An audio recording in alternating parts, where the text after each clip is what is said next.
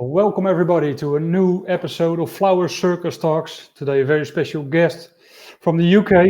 It's a man who worked actually in every part of the floral industry in the UK. A lot of knowledge there. So let's quickly invite him into the live stream so we can introduce himself. I'm really happy that he has the time to come to us. Welcome, Kosta. How are you? Very well, thank you, John. It's good to see you. Yeah. Looking well as ever. Yeah, thank you very much. You're looking good as well. Long time viewer, first time interviewee. Excuse me, I'm going to take my glasses off because it's actually reflecting against the screen. Yeah, I hope you can still see something. I'll just have to lean a little bit more. That's the only thing that's going to have to happen. Okay. Yeah. Well, I think it's going to be okay. Brilliant. There we go. In short, Kosta, can you tell a little bit about yourself for the people who don't know you? Well, the family has always been involved in the flower market and the fruit and veg market. So I was introduced to it at a very young age. Yeah. Every summer, every holiday, weekends, I was in market. So it was only natural that I ended up as a wholesaler. Yeah. And had my own company for many years. Was a Carmel panelist. Oh, we've got some of the pictures up as well, like that. Yeah. There's Carmel box as well. That was well timed. Yeah. A Carmel panelist. Worked for, I think it was 13 or 14 years within the market. Yeah. I was also at the same time, I was one of the directors of the flower. Sorry. Small chainsaw? Yeah, I think my neighbor wants to kill me. Sorry for that. That's no problem. At the same time, I was a director of the Flower and Plants Association, so I used to work a lot with Flora Holland. Yeah. And the promotional activity that went between the two. But at that time when I was there, it was really a golden age for a lot of new products. There was a lot of investment around the world looking for the next big product that was out there. And I was fortunate enough that a lot of new products at that time or trial products or different cultivation areas and visitors from all over the world as well all came to New Covent Garden Market to view the products and see what was happening. So it was a very very good time. I have fond memories of the market and still a lot of time for those guys. Getting up in the middle of the night, going to work, and spending most of your life nocturnal is tough. Yeah, and you're talking about the market, but of course that's the New Covent Garden Market. New Covent Garden Market, the one that was at Wandsworth at Nine Elms. They've since moved it into a nice brand new building. Yeah, it's a little bit smaller now, but still a good place to visit, especially for florists. Yeah, you can see all kinds of flowers. Everybody's bringing in their specialties, so it's really nice. Lost your sound there a little bit, John. Yeah, that's because my neighbor wants to kill me again. He's going to come through the wall in a minute. Yeah. He's never working, but now he starts working. So after the market, what did you do then? After market, I was due a change. So, a lot of things were happening at the time. I was fortunate enough that I used to know one of the directors at one of the large flower packers. Yeah. And at that time, they wanted some help with expanding their South American operation and the growers outside of the product they were growing themselves in Kenya, South Africa, the UK, and the operation that they have in Holland. And because of that, they wanted someone that could stand on their own 2 feet, get the job done, and they talked to me and asked me if I fancied the change. So basically, I worked for that company for around 4 years, traveled the world for them, explored a number of new options, made some real firsts for their business as well. But things move on. moved on to another smaller packing company, actually, to be honest. Yeah. Very grower led.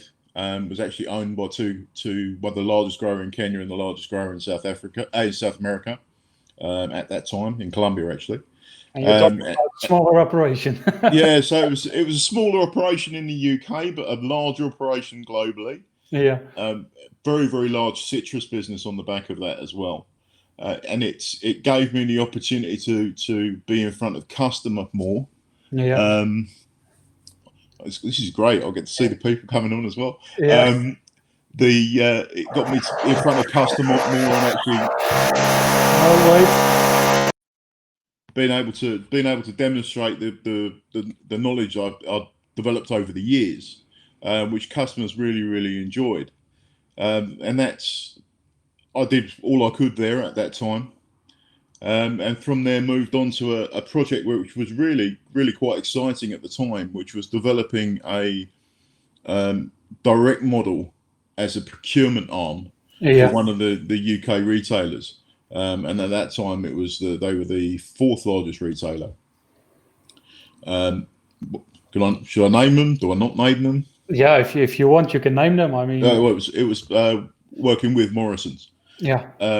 And developing again their business direct with growers in both Europe and South America, and in all honesty, made a big impact for them, volume wise. Huge impact from Colombia at that time. Unfortunately, there were some changes within both Morrison's and the company I was working for. That these things happen. The relationships change, as always, and it meant that I was doing actually more fruit and vegetables than anything else, which I then moved along into a little bit more with my last role. But more recently, I've moved back to flowers because it's my home ground and the bit that makes me tick. Spending 25 years in an industry, you kind of know the ins and outs of it, and you want to really pass the knowledge on and pass the benefit on as well to customers. Yeah. So I think wait.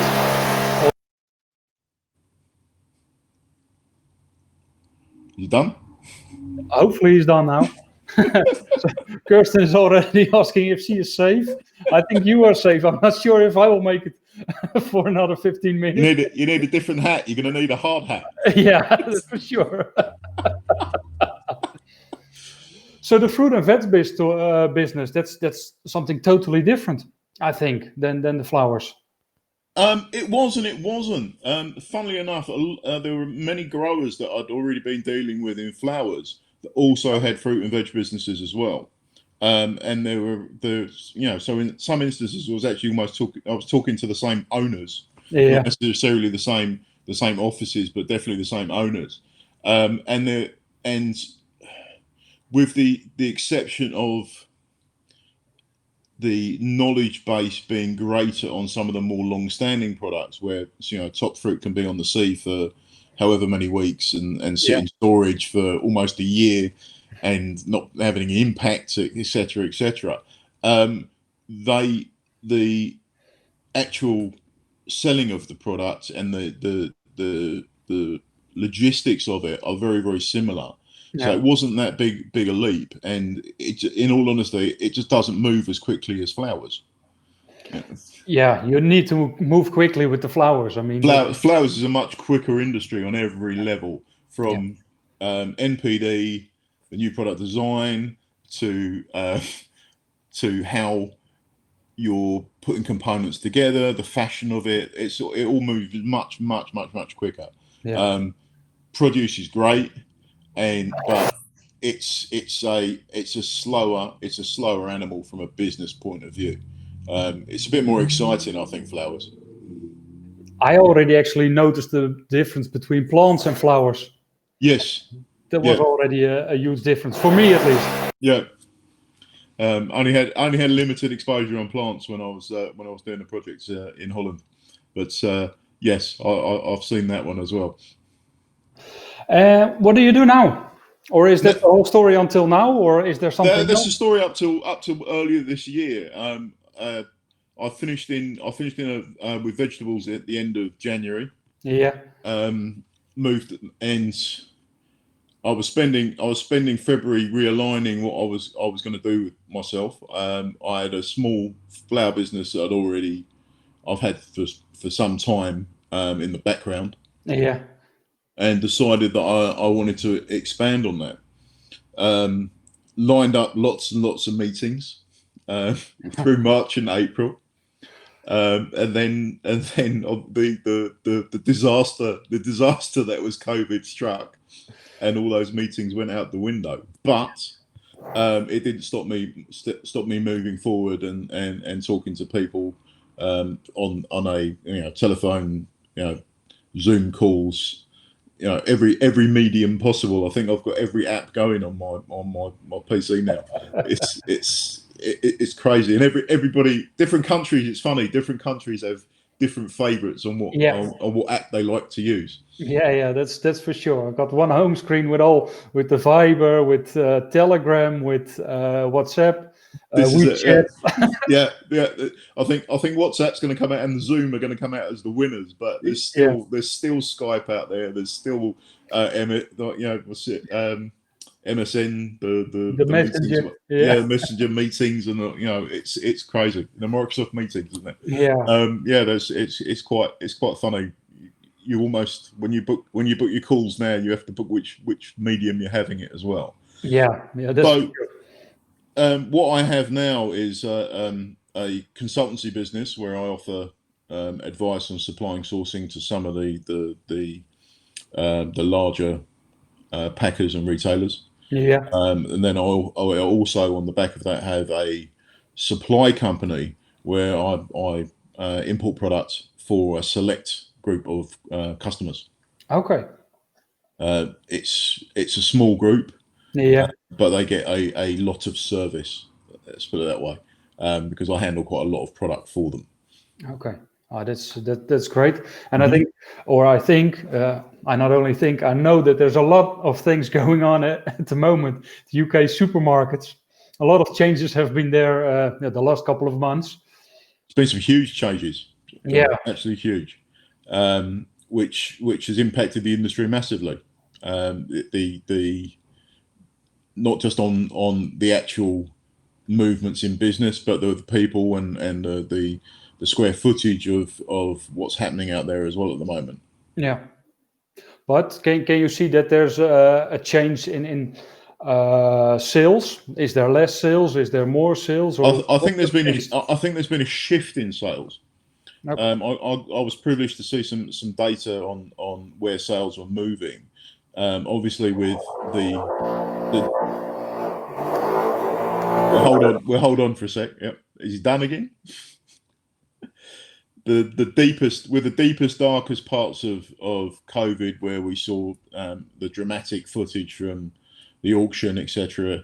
The the impact that was, there was no sales in physical stores virtually. Many retailers moved operations from packing flowers to packing produce in order to meet demand. I know that if they were selling flowers in physical stores, a lot was being packed by large multiples in Holland or in Spain or in North Africa. That's been packed and Yeah. shipped in and finished in the UK to reduce labour costs and amounts and numbers, and to give a bit more space in order to keep us all safe as Yeah. well and minimise spread. But I would say the big winners out of it was the online businesses. That's for sure. Yeah, from I'm privileged that the to have a little bit of knowledge around it, that the online businesses, it seemed to be almost Mother's Day every day with the volumes they were receiving, because there were some really good messages that came out about spreading goodwill, you know Yeah. You can't visit people. The Easter was all online. These things had a big impact, and people sent flowers because they couldn't visit.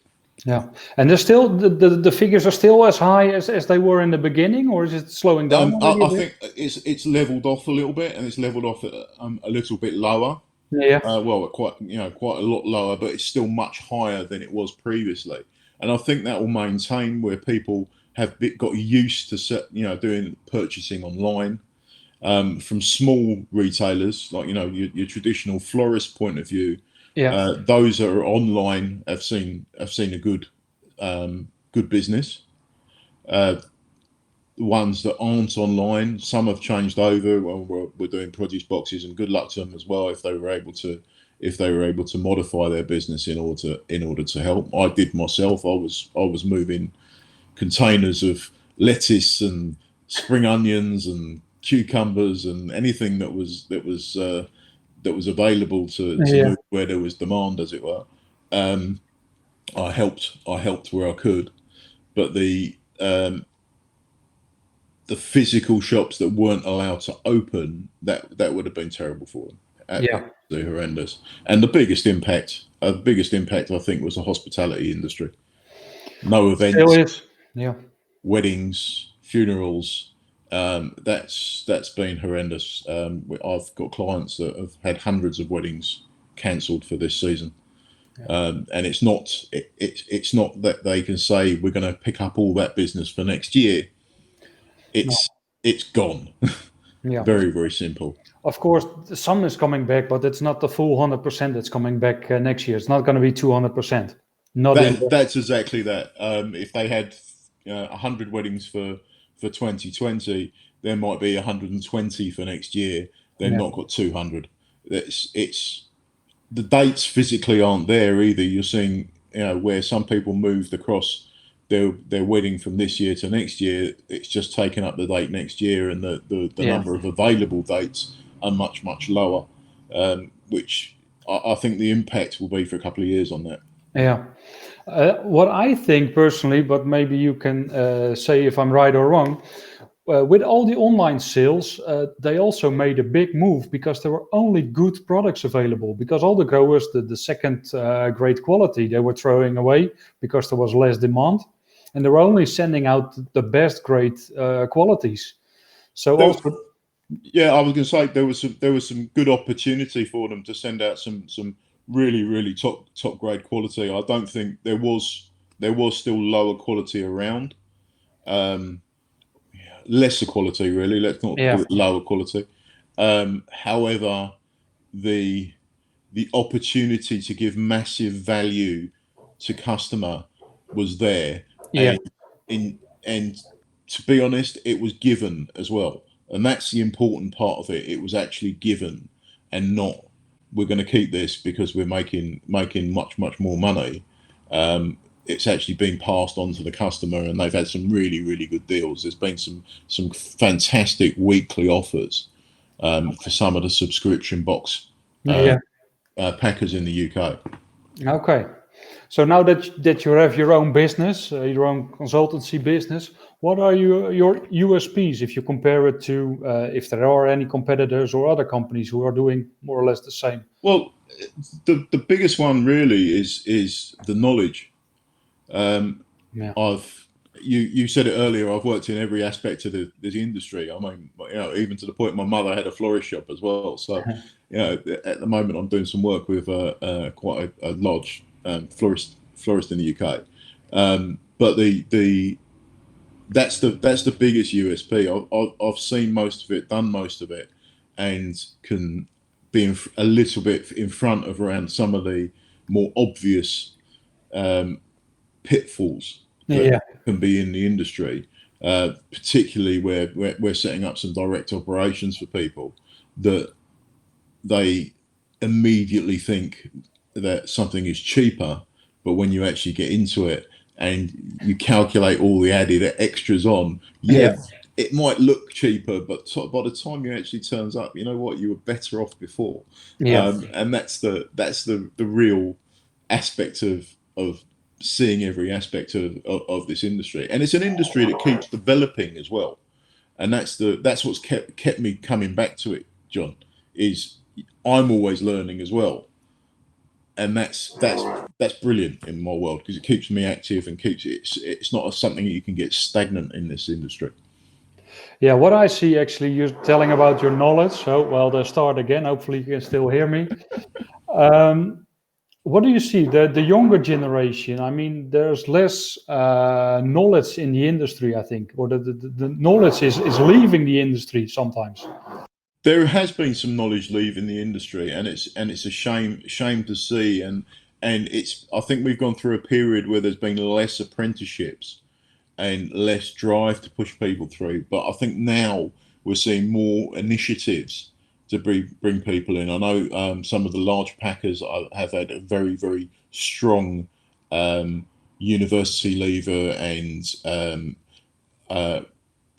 apprenticeship scheme take up within their businesses, where they move individuals around the actual business between logistics, the farming, the procurement, just so they can see the full aspect of the actual business they're involved in before they try and make a decision on what that career looks like. Yeah, because from the UK retailers, you cannot expect that they have any knowledge because the buyers are always leaving after 2 or 3 the years. turnover of buyers in UK retailers has always been high, and the benefit they have had is the knowledge base within their suppliers. However, that knowledge base is aging. Yeah, We're all aging. I was a mere pup when I started this, as some of the photos you've shown. But yeah, it's something that you go through a cycle when you're dealing with UK retailers, that you tend to have conversations anywhere between 3 times in 3 years to maybe 6, depending on how good the individual was when they were there.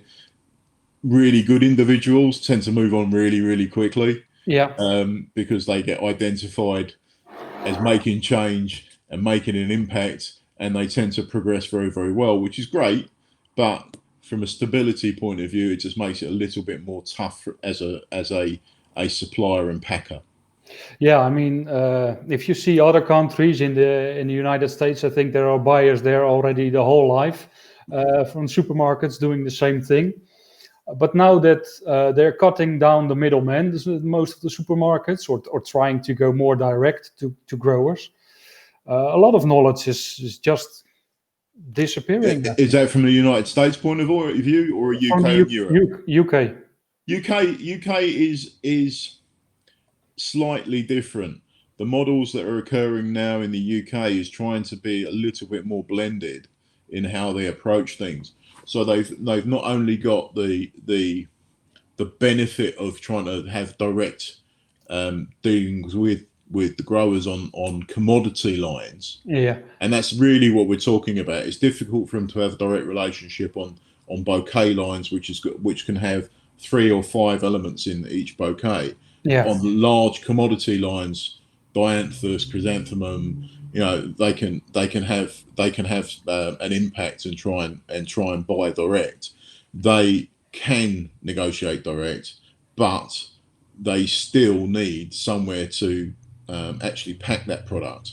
yeah, And handle that product. So the relationships with those packers are changing on only really commodity lines, and it's more of an agreed set of parameters about how that product is handled and the yeah, charges that go with it. yeah, yeah. That's for sure.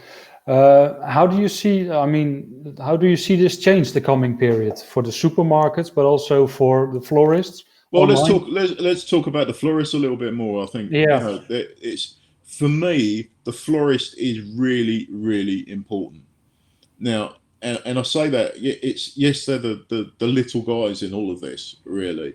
However, all the inspiration, the trends, the different ways things have worked, and the combinations all come from the florists. yeah, That's the key thing to understand from any point of view, because all the inspiration and all the mood boards and everything that is done by all the MPD companies, MPD departments in all the packers throughout Europe and America, all starts with the florist. They walk around and they go and look. They do their autumn comp shops. The florists are there. Yeah. And they look and see what florists are doing. They also look at the fashion industry, obviously, what's happening there, and homewares as well that have impact. But the florist is a key part of that. Yeah. So the florist is important. Supporting the local florist matters. Yeah. And it's a unique piece that you're buying each time as well, I think. You get the heart and soul of a florist in every bouquet that they make and every bouquet that they send out. If they don't tend to do very well. Yeah, that's totally true. I mean, I also tell the florist, especially in the UK, where the competition is quite fierce, be different than the supermarket. And that means probably that you have to reinvent yourself every year because they're just copying it. While Kirsten is asking, is sustainability being addressed going forward? Sustainability has always been a very, very key thing within the industry. And it's often overlooked. And in all honesty, just through the auction system, it's kind of washed away because all the good work which is done by all the growers around the world tends to be lost when it gets processed in Holland, stuck in a bucket, and then goes through the auction. Right. And it's a great thing that the auction does. Yeah. That's the service that they provide. But the story that goes with it is a little bit harder to find when the customer doesn't have the connection with the grower, as it were. Yeah. So from that point of view, it's always been there. There are certifications in place. There is portals to manage those certifications as well. ETI is quite important. Yeah. There's obviously Global Gap, there's GRASP, there's the Rainforest Alliance. All these aspects, all these certifications have an aspect of sustainability and environmental impact involved there, especially water as well, which is becoming quite a hot topic in the last few years. Yeah. There's growers I know that actually recycle their cuttings, their actual offcuts, to make cardboard. Yeah. To pack their flowers in. The actual slurry from the compression actually works out to be a really good fertilizer. Yeah. Sustainability is massive, and you can also don't forget that the good work that's done by the growers as far as schools, hospitals, the care within the business as well, which all comes in parts of certification, especially my friends at Soccer Flores and Pro Colombia, with the work that's done there. That's a massive part where the industry in both Colombia and Kenya is quite driven by women. There's lots and lots of women that work in that part of the world, and it's important because a lot of them are the key wage earner within the household. Yeah. Kirsten is saying water so key. Thank you for the broad response. You talked about the auction that a lot of information is getting lost about almost everything. It's just putting your stuff there and it's sold. And that's the great thing of the auction. But there are so many stories, so many things lost over there on the way to the consumer or to the florists. And this is it. I mean, there are some growers out there that do a fantastic job as far as promoting their businesses, but they have to devote a lot of resources in order to do that. Yeah. Whereas some of the florists that I know that bring product in via either someone like myself or one of my colleagues, as it were, they get a little bit more where they can get information around what the growers. They can ask questions. What does the grower do on this if they have concerns around it?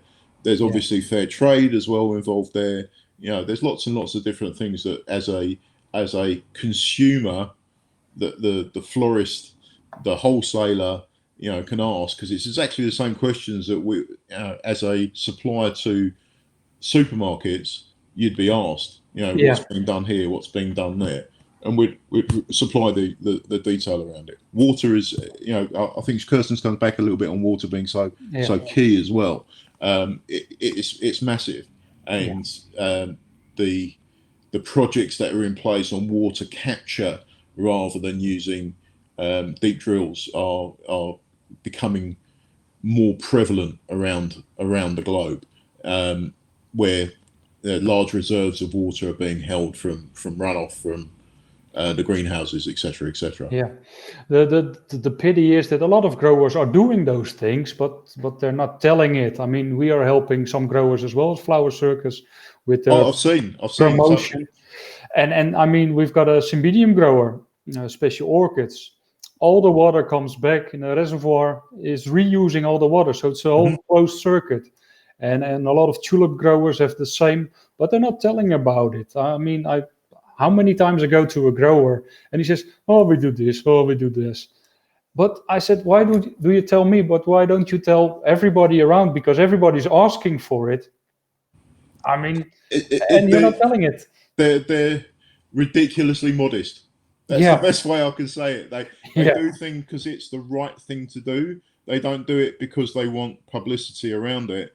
But the one thing I've always said when I visit growers is please, please, please shout when you do things, because all those good news stories translate to the customer and to the end user that, you know what, you've done this and it's had an impact here. They've done that. There's a soccer field. There's a school. There's a hospital. There's so much stuff done. It's unreal. I've been to farms where they've got nurseries where they take the kids. All the kids from the family can go. Can go to the nurseries and the schools. Because the mother works or the father work, or both of them work. And they take the whole family there. And there's a meal provided. It's great. I mean, there's one company that I know that's providing meals to all the schools in the area, and is looking to feed. I think it's 12,000 kids a day within the next 2 years. Globally, because they're attached to 30 plus countries. So it's so much done. And then the other side of it as well was around recycling of plastics and projects around those, where recycled tunnels are used to make fence posts in Africa for game reserves. So much done, so little shouted about. Yeah, I mean, like you said, there's so much done. You can tell a new story every week. I mean, I did a round with a chrysanthemum grower, and he was saying this and this and this and this, and I was writing it all down because I thought, wow. I mean, did you know they use CO2 because they produce CO2, but they use everything themselves in the greenhouse to let the chrysanthemums grow. But they don't have enough, so they even buy from the harbor in Rotterdam. Yes, I've seen that. I've seen trials as well where it's actually started to impact the price of CO2 gas because it's being used in the strawberry and tomato industry as well. Yeah, it started to impact the price if you have to buy it in now because it's not waste anymore, as it were. It's now it's a commodity. Yeah, and that's a great story. It's a great story. I mean, talking of chrysanthemums, one of my close growers and friends of mine as well now, to be honest, because I've been dealing with them so long. Because of COVID, they started growing vegetables for their staff. Yeah, wow. And they grew the vegetables in order to give to the staff, to make sure that all the staff, because of the impact around COVID, had enough food to eat. It's that sort of thing, which it's amazing. These people are so modest. They really are. Yeah, I've seen a lot of people. Also, we had an interview with a grower from Colombia. He was giving out food to all his employees as well, because they had to work extra because they couldn't have all the staff there. So they didn't have time to go and buy some groceries. So they gave the grocery. So that's unbelievable.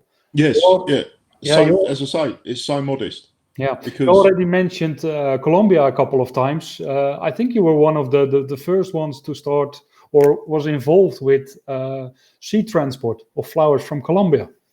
yeah, oh yeah, I was privileged that well, I said privileged a couple of times because I think my whole career has been privileged.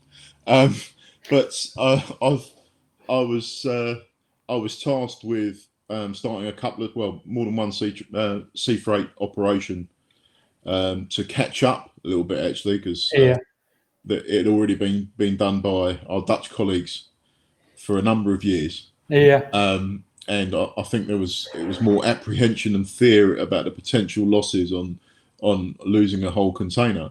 But yeah, I was tasked with doing that a couple of times. Spent considerable time in Colombia setting up operations in order to start moving product. Um, and yes, it was risky, but confident. I was very, very confident that it would work yeah, because the knowledge base the knowledge base that was actually there, that actually working through it, was very, very professional, um, and helped tremendously. Yes, there are always hiccups, and you find your feet, but touch wood. I was always I think I was very lucky, John. I think that was probably the best way of describing it. If I was going to be lucky anywhere, it wasn't on the lottery ticket. It was on the number of sea containers I turned up where they were fantastic when they arrived, yeah, um, and full of beautiful flowers.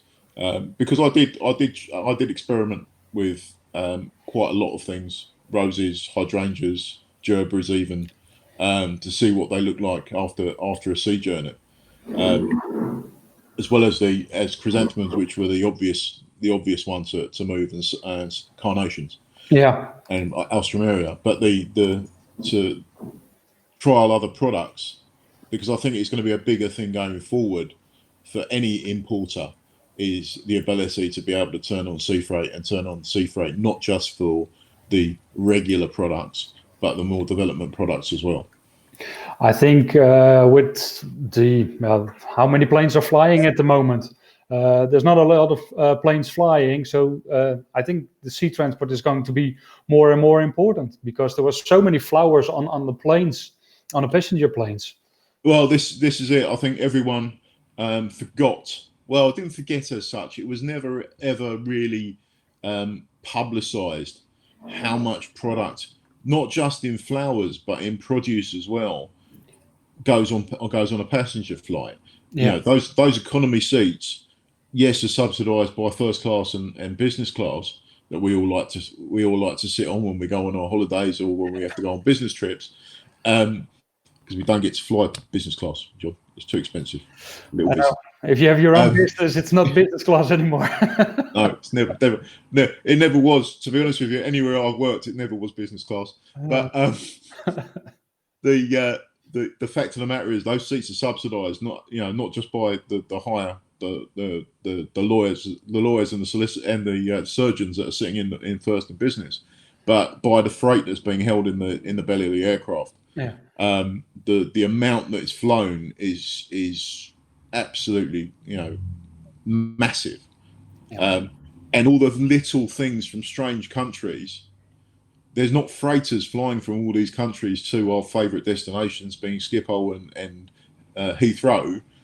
Those things are coming in on Costa Rican Airways going into Miami and then coming out from there. This stuff moving from Peru that way. There's stuff moving, from all the different destinations.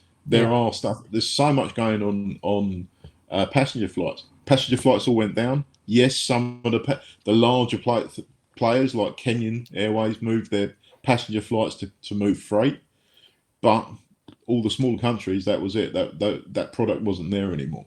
yeah, Luckily, the majority of my very, very few issues around COVID, as far as transportation was concerned, I was able to move products relatively hassle free yeah. and with minimal increase in cost.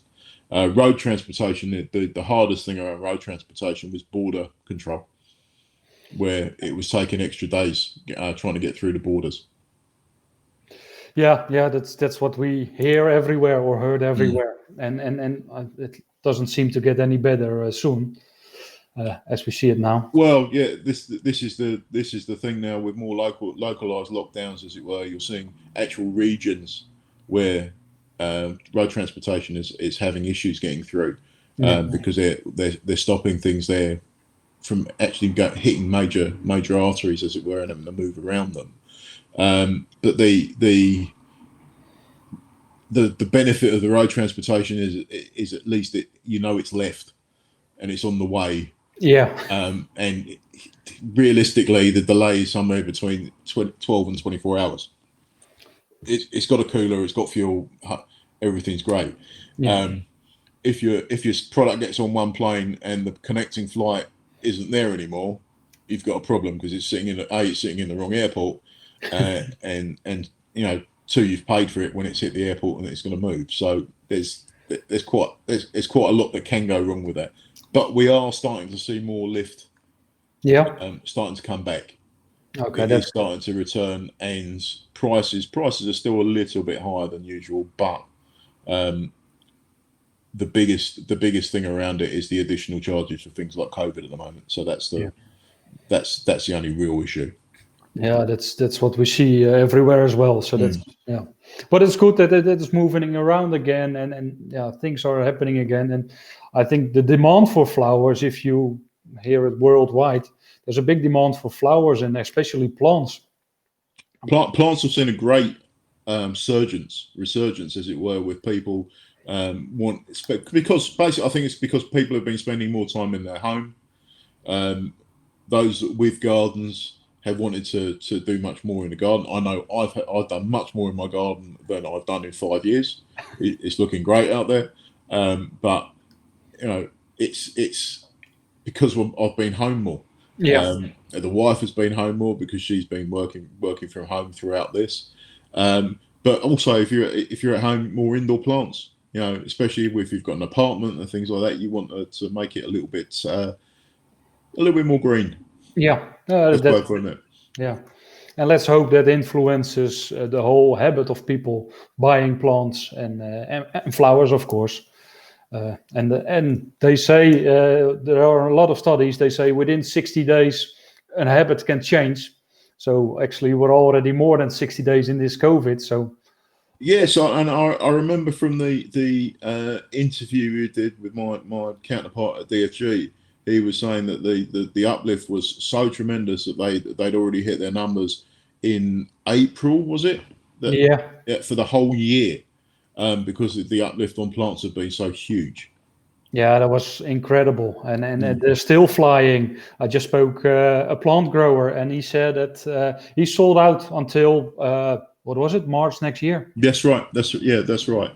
It's wonderful to see. I'm just reading some of the comments on the side Yeah, there. fashion trends have been bohemian in vibe for some 5 6 years. Trends to watch. Uh, what do we have more for? Waitrose disbursed COVID funds to flower farm employees in Kenya. This Cookie is saying. I think we missed some comments there, but Yeah, we did. Yeah. yeah, So yeah, this COVID's had it. It's still having an impact. yeah. But as a business, as an industry, we've all been quite resilient to everything that's happening, and we've been able to modify how we operate in order to still deliver. And I, we've always delivered. yeah, I think as well. You've been on the market for many years. You just get up 2 o'clock probably at nighttime. Bit earlier than that, John, but Yeah, but you're fighting to get everything sold, and tomorrow is another day. You have that's to, it. and something can change within a day, and you just go for it because you need to sell everything every day. And Well, this is it. I mean, the industry has been hit by many things. Issues around port at Calais. The B word. I'm going to say it. Brexit, yeah, which has been on and off for the last 2 years. yeah, Are we going to be out at the end of the year or not? Oh no, we're not this time. But okay, let's crack on. yeah, The number of flights I've put on to avoid the Brexit deadline, and arrange flights rather than road transport to avoid that Calais bottleneck. You wouldn't believe, but we still carry on. We still march onward in order to deliver to our customers. And as an industry, even from all the way down to from the humble stallholder all the way up to the multiples, everyone wants to make sure that those flowers are on those fixtures. Yeah, and I think because everything is changing every day, we are getting used to, okay, the situation is different. Let's say there wasn't a good sales for Mother's Day or whatever. Okay, I need to sell everything quickly because otherwise I got stuck with all the flowers. And now with COVID, okay, we can't sell this way, we try this way. Mm-hmm. I mean, we're so flexible as an industry. And if you look at other industries, they just got stuck. Well, this is where I said that the flower industry is so fast moving. Yeah. Because it's so fast moving, we're able to make really, really big changes really quickly. Yeah. There's I don't know of any other industry where they can say, you know what, we're not packing here today, we're going to pack over there. Yeah. And not only we're going to pack over there, but we're going to pack 3 times the amount we normally do, and we're going to deliver it in half the time. Yeah. Those are the challenges that get set, and they get delivered. And that's the I think it's the massive badge of honor for this business. This whole industry really is, and every individual that works in it. Yeah.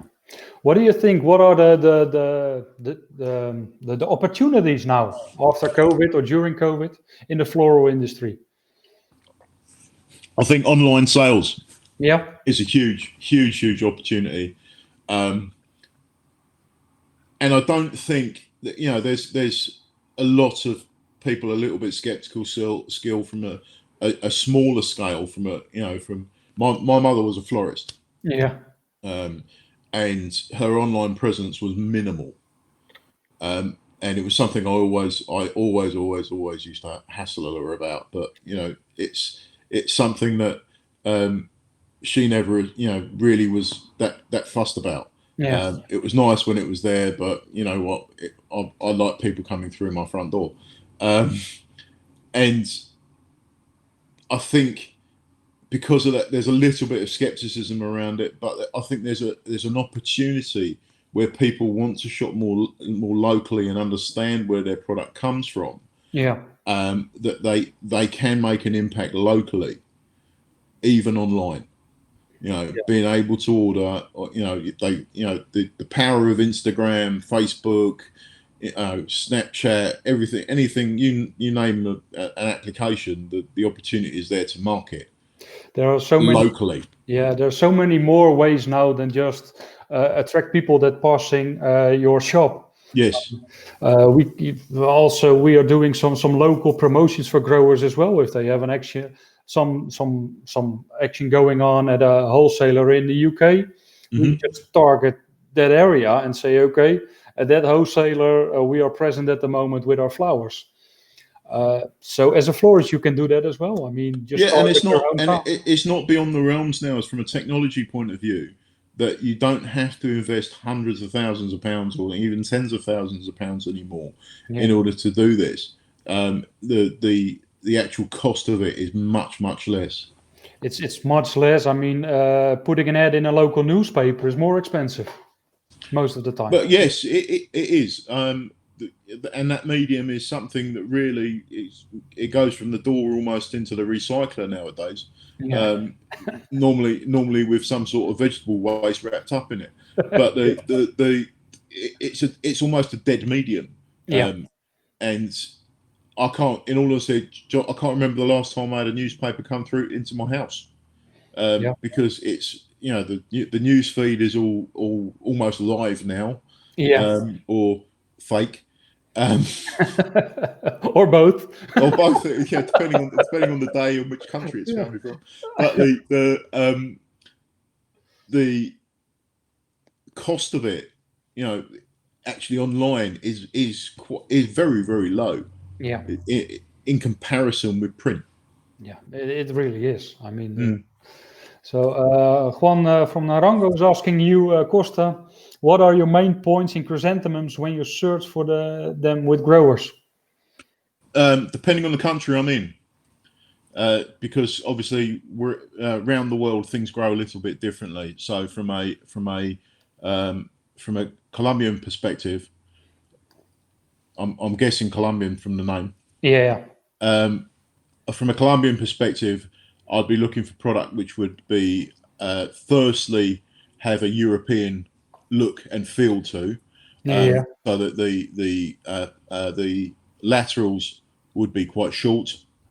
The stem would be quite heavy in comparison, as it were, not a leggy stem, more compact, sort of 65 centimeter. Whereas some of the North American products flying into North America from South America tends to be 75, 80, and with very, very long laterals. Yeah. Looking for strong, bright colours. There's been a lot of cushion product grown in Colombia for many, many years. There's now more variety, as it were. There's a little bit more singles, some more novelties being grown, as products are being bred specifically for that growing area. With the big trial houses that are in the region down in Medellin.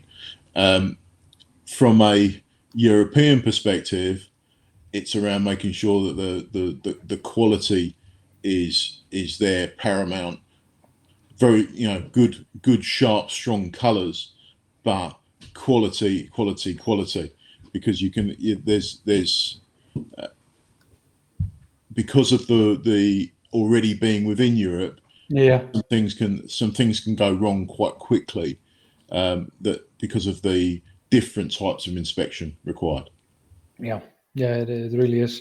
Kirsten is shouting out this buds. Is it something you get from Colombia, or is it only the spray chrysanthemums? No, I've got a couple of growers. You talk about USPs earlier. I tend to work with quite growers which are less available, as it were, within Europe. I've got a few exclusives that I deal with, with only to myself, from a wholesale import type of perspective. From they may supply retail directly, but they are available. These buds are great from South America. You tend to find there's probably more innovation around large heads within Europe, within Holland. Yeah. And the push for breeding around those, the big Antonov type blooms, which are very, very popular with our Russian friends. Yeah. Only because they don't really travel so well on a plane. Putting a very, very large, very, very fragile incurved bloom onto an aeroplane, is a bit risky. Yeah. And sea freighting it with the opportunity to hold moisture within the head, again, risky. Yeah. Not impossible though, but risky. Yeah, it's also the way you grow the chrysanthemums. Yes. And the time of year, there's lots and lots of factors around some of those, but this buds are fantastic. Yeah. There could be real showstoppers in any bouquet or fixture or centerpieces. They're great, absolutely great. I think I've got a feeling that they're coming back. I mean, if you talk about 10 years ago, did they go away?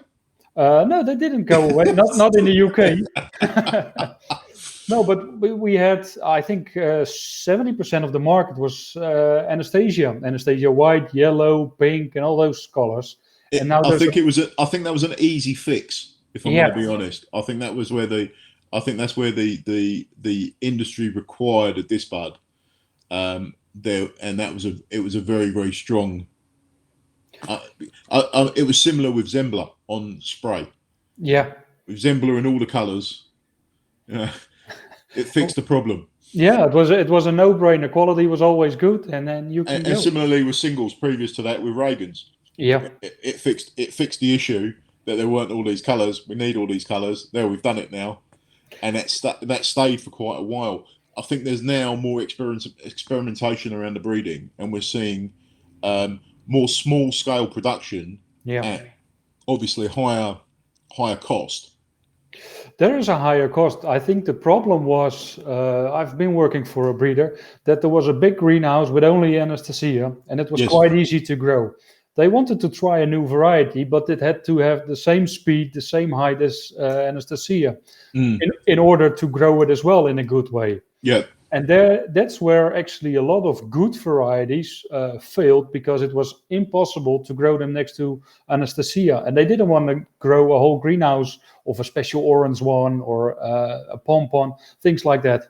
I think that's the difference between partly between Dutch growing and South American growing, because you'll see much more trials in their own specific trial houses within a Colombian grower than you will with a Dutch, because of exactly what you said, where it was more difficult in order to run those trials in a very, very controlled environment.